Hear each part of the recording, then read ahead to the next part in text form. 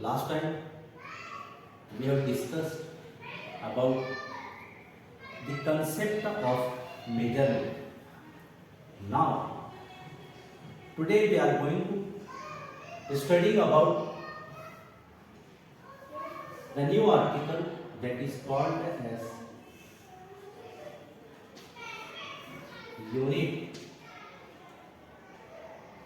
Another important article from the chapter units and measurement. We are going to discussing about the point unit. Now, what do we understand by a unit? What do we understand? Let us consider the simple definition of the term unit, that a unit is nothing but the standard used for the standard used. हमें एक standard इस्तेमाल करना है. The standard used for what purpose? For measurement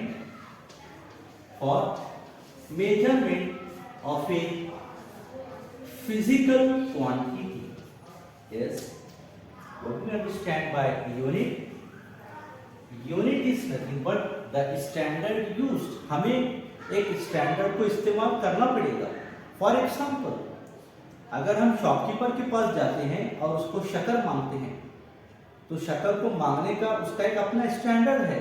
for example, अब यहाँ पर standard किससे related है? For example, we say to the shopkeeper 1 kilogram sugar. What is this 1 kilogram? For example, what do you understand by the term standard? We are seeing here that we demand the shopkeeper that 1 kilogram sugar. What is this 1 kilogram states? The 1 kilogram it states for standard. What is this sugar? Sugar is the physical quantity. यानी कि किसी physical quantity को अगर major करना है तो हमें क्या इस्तेमाल करना पड़ेगा? एक स्टैंडर्ड इस्तेमाल करना पड़ेगा. Anyway, let us consider some another. For example, we demand 1 liter milk. When we go to the dairy milk, we demand 1 liter milk. 1 liter. This is nothing but the standard for the measurement of physical quantity, that is called as the milk. Got the idea what I want to say? That unit, it is nothing but the standard used. हमने एक standard इस्तेमाल किया. For what purpose? क्या काम के लिए? For the measurement of a physical quantity. किसी भी फिजिकल क्वांटिटी को अगर मेजर करना है तो हमें एक पर्टिकुलर स्टैंडर्ड इस्तेमाल करना पड़ेगा. Of the same time, we demand 2 meter. We demand 2 meter cloth. हम किसी कपड़े की दुकान वाले के पास जब जाते हैं, फॉर एग्जाम्पल, हम उसको डिमांड करते हैं 2 मीटर कपड़ा दीजिए. 2 metre cloth. What is this 2 metre? The 2 metre is nothing but the standard. What is the cloth? The cloth represent standard. It stands for physical quantity. यानी कपड़े को भी अगर आपको बोलना है, डिमांड करना है, तो उसके लिए उसका एक अपना स्टैंडर्ड है, मीटर. दूध अगर मांगना है, उसको भी एक पर्टिकुलर स्टैंडर्ड इस्तेमाल करना पड़ेगा. For example, the litre. Sugar अगर दुकानदार से मांगना है, उसको भी मेजर करने के लिए एक स्टैंडर्ड चाहिए, 1 kilogram. So what do we understand by unit? Unit is nothing but the standard used. हमने स्टैंडर्ड इस्तेमाल किया. For what purpose? क्या काम के लिए? For the measurement of a physical quantity called as unit. Got the idea? That unit, it is nothing but the standard used for measurement of a physical quantity is called as unit. Now there are some requirements of a good unit. Unit के लिए कुछ requirements की भी जरूरत होती है. that there are some requirements of a unit. Unit के लिए क्या रिक्वायर्ड जरूरी है, that we will see. Unit also required some points. The very first point, that the unit it must be invariable. आप जो यूनिट इस्तेमाल कर रहे हैं किसी फिजिकल क्वांटिटी को मेजर करने के लिए, कपड़े को मापने के लिए आप मीटर इस्तेमाल कर रहे हैं, दूध मापने के लिए आप लीटर इस्तेमाल कर रहे हैं, शुगर मापने के लिए आप किलोग्राम का इस्तेमाल कर रहे हैं। तो यहां पर क्या बताया गया, unit it must B invariable. Invariable जो ना बदल सके, invariable which is not changeable, यानी आपका यूनिट कैसा होना चाहिए, आपका unit it must B invariable, जो ना बदल सके। आप कपड़े को मीटर में मांगते हैं, उसको किलोग्राम में नहीं मांगेंगे, आप कपड़े को लीटर में नहीं मांगेंगे। इसका मतलब आपका यूनिट कैसा होना चाहिए, that the unit it must B invariable. आप किसी चीज को इंडिया में मीटर में मांगते हैं, फॉरेन में भी उस चीज को आप मीटर में ही मांगेंगे। किसी चीज को आप किलोग्राम में मांगते हैं इंडिया में, फॉरेन में भी किलोग्राम में ही मांगेंगे। इसका मतलब यूनिट कैसा होना चाहिए, unit it must B invariable, that is not changeable.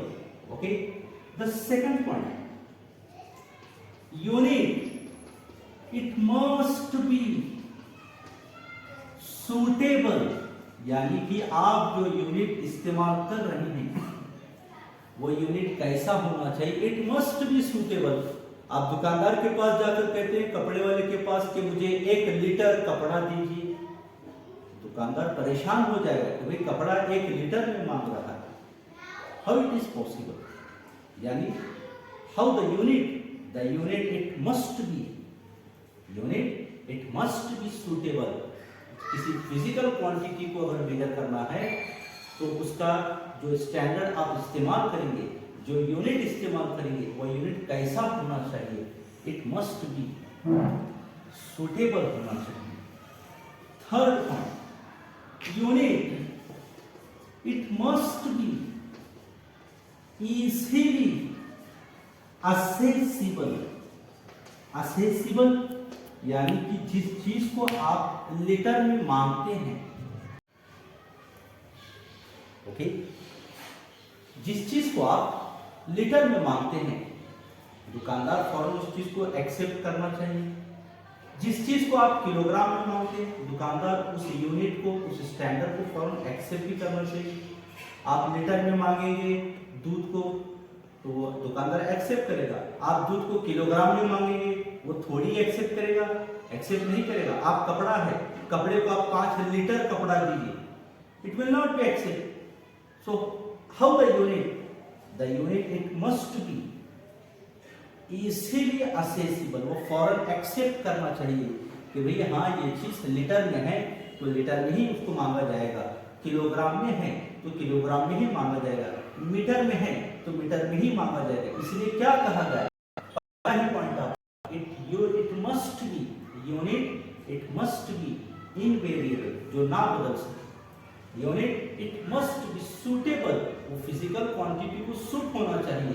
ये लीटर में है तो लीटर में ही, ये किलोग्राम में है तो किलोग्राम में ही। उसी तरह तीसरा, unit it must be easily accessible, फौरन उसको एक्सेप्ट करना चाहिए। Okay, next point, unit it must B easily reproducible. How the unit it must be easily reproducible, यानी कि फौरन आपको आपका यूनिट फौरन माइंड में आना चाहिए। आप कहते कहते कभी दुकानदार से कहते हैं, आप दूध ला जाते हैं, गड़बड़ाहट से क्या हो जाता है, मुझे 1 लीटर दूध दिए। फौरन क्या होता है, आप और एक मरतबा मेरी तरफ देखिए और देखिए मैं क्या कर रहा हूँ। मैंने दुकानदार से क्या कहा, मुझे 1 किलो दूध 1 लीटर दूध दीजिए, यानी क्या हुआ यहाँ पर? Unit it must be easily reproducible. फौरन आपका माइंड आपको फौरन इस बात का, आपको सेंस ऑर्गन आपको इस बात का एहसास कराएगा, अरे this is the milk and you have to demand in the form of litre. कपड़ा in the form of metre. कोई ऑब्जेक्ट है, सॉलिड कोई चीज है, in the form of kilogram. इसीलिए क्या कहा गया? That the unit it must be easily reproducible. और जो चीजें मैंने पहले ही आपको बता दिया, जो चीजें आप इंडिया में लीटर में मांग रहे हैं, मीटर में मांग रहे हैं, किलोग्राम में मांग रहे हैं, फॉरेन में वो चीजें उसी तरह मांगी जाएंगी। इसका मतलब क्या हो गया? That the unit it must be universally accepted, यानी कि पूरी दुनिया में जो चीज लीटर में मांगी जाएगी, पूरे ऑल ओवर वर्ल्ड वो लीटर में ही मांगी जाएगी। ऑल ओवर वर्ल्ड किसी चीज को आप किलोग्राम में मांग रहे हैं, वो किलोग्राम में ही मांगा जाएगा। यानी आपका यूनिट कैसा होना चाहिए?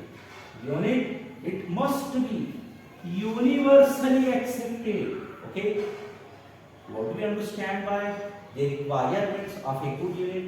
And what is unit? Unit the standard used, हमने एक स्टैंडर्ड इस्तेमाल किया। For what purpose? For the measurement of a physical thing. And what are its requirements? उसकी क्या requirement है?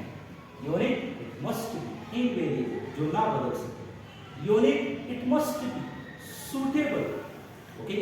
Third point, unit it must be easily accessible, उसको accept कर सके। Unit it must be easily reproducible.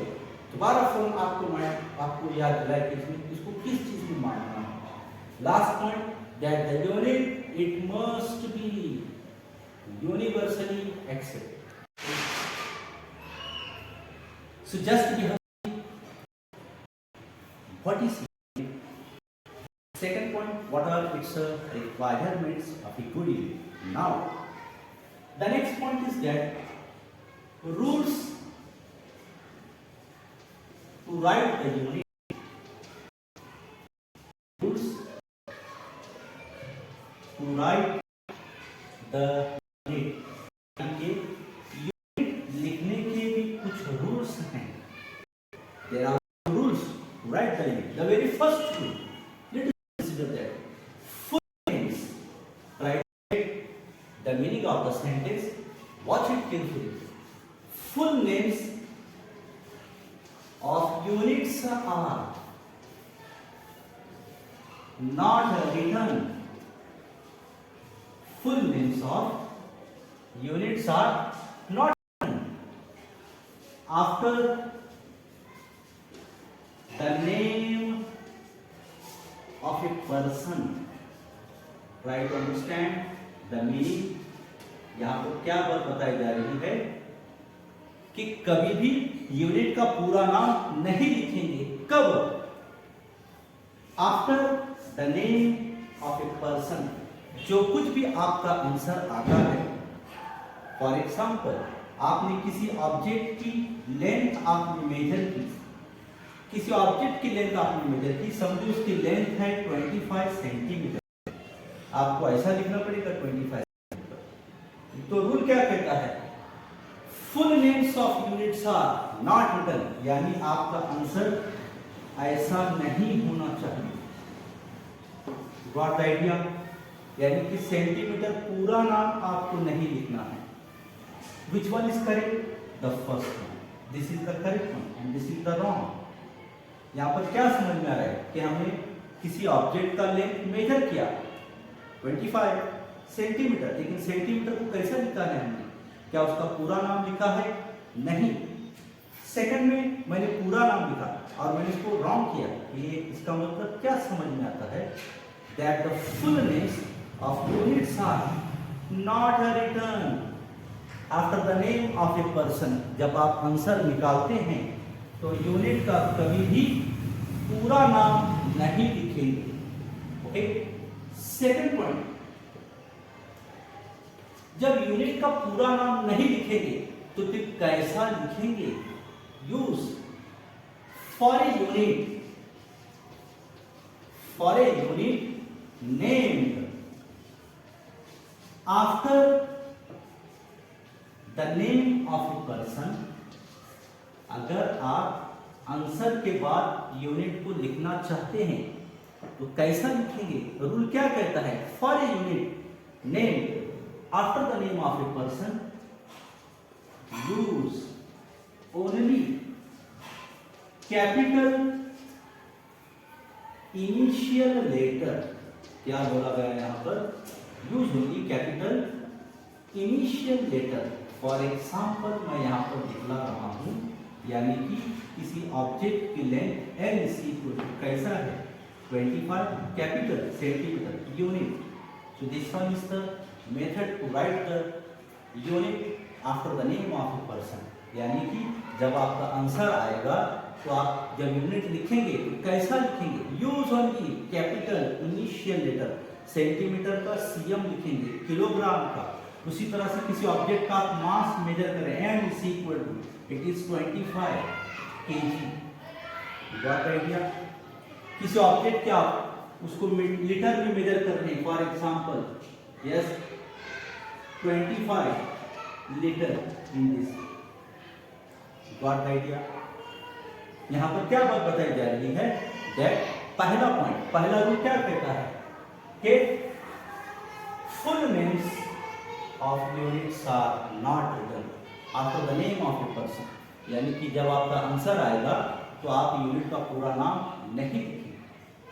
Second point, फिर कैसा लिखेंगे? For a unit name after the name of a person use only capital initial letter. For example मैंने अभी बता दिया। ओके, क्या हम यूनिट को नाम के पहले, आंसर के पहले लिख सकते? यूनिट्स आर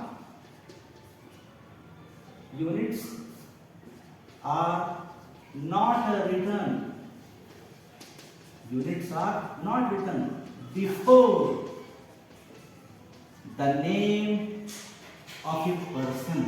यानी कि आपका आंसर जब आएगा तो पहले यूनिट आप नहीं लिखेंगे। For example, units are not written before the name of person in this way. Centimetre 25, देखिए centimetre 25, litre 2,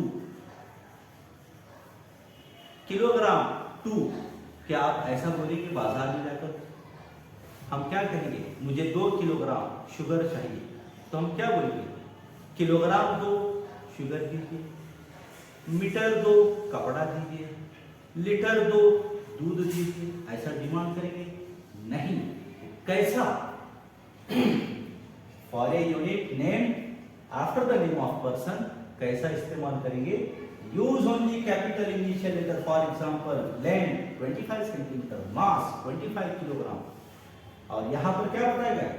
units are not written before the name of a person. आपका जब आंसर आएगा तो यूनिट को नहीं लिखेंगे। Okay, next point,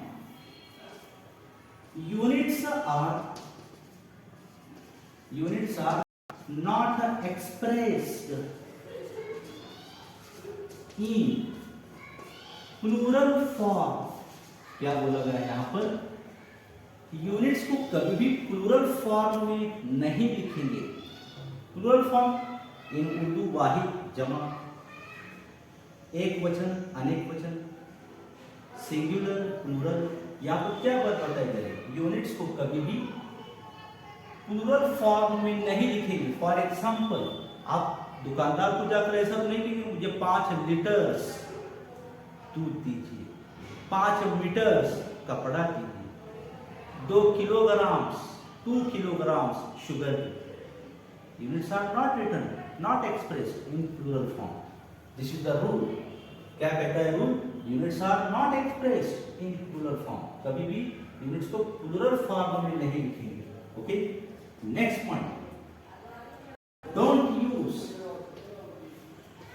don't use full stop, don't use full stop or punctuation marks. Don't use full stop or other punctuation marks after unit. यानी जब आप यूनिट लिखेंगे तो यूनिट को कभी भी comma inverted comma, for example 25 centimetre, आप उसको इस तरह नहीं लिख सकते। यूनिट अगर don't question mark and don't use full stop after the name after the unit. जब लिखेंगे तो फुल स्टॉप नहीं, ये चीजें क्या हैं, रॉन्ग थिंग। इसलिए आपको क्या बताया, yes units are not written first in plural form, यानी centimetre, kilogram. Units are not expressed in, और क्या बताया, डोंट यूज फुल स्टॉप और अदर यूनिट के बाद कभी फुल स्टॉप नहीं लगाएंगे और यूनिट को कभी भी कॉमा इन्वर्टेड कॉमा में नहीं लिखेंगे। Okay, got the idea? So these are the rules to right